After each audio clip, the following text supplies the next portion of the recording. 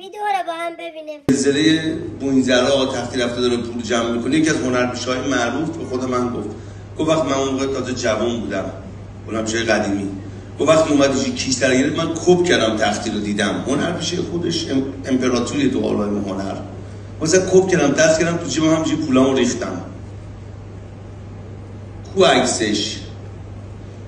میگم بعضی موقع اولین باری که مثلا یه کار خیر میکنی، اولین باری که کار خیر میکنی میاد بیرون، مثلا خودت میدی عکس رو بیرون اینا، خدا میگن صبح داشتم تو هم گوش میدادم، میگن خدا اول میکنه صفر، از دفعه دوم سوم واسه گناه مینویسه چون میشه ریا.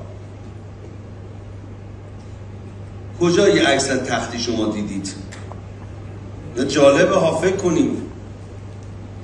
آقایون، بچه‌ها، بزرگترای من تو این جمع واقعا تختی نخواست. جناب دبیر، شما برای چی فکر می‌کنی اگر یک نفر تخریب کنی و توهین کنی بهش خودت درست میری؟ همه میگن او چه خفن دبیر، پهلوان دبیر، تختی دبیر.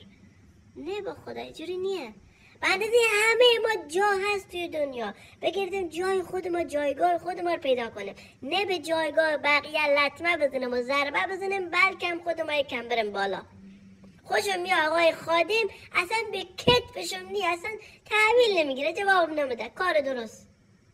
شما از ریا صحبت نکو. شما تا دوربین میبینی سری یادت میاد نمازت بخونی، بعد از ریا صحبت منی. از اون تیریبونی که دستته باید درست استفاده کنی. به قول تو حق الناس، نه بره تخریب بقیه از رسانه استفاده کنی. درست میگه. و من الله توفیق.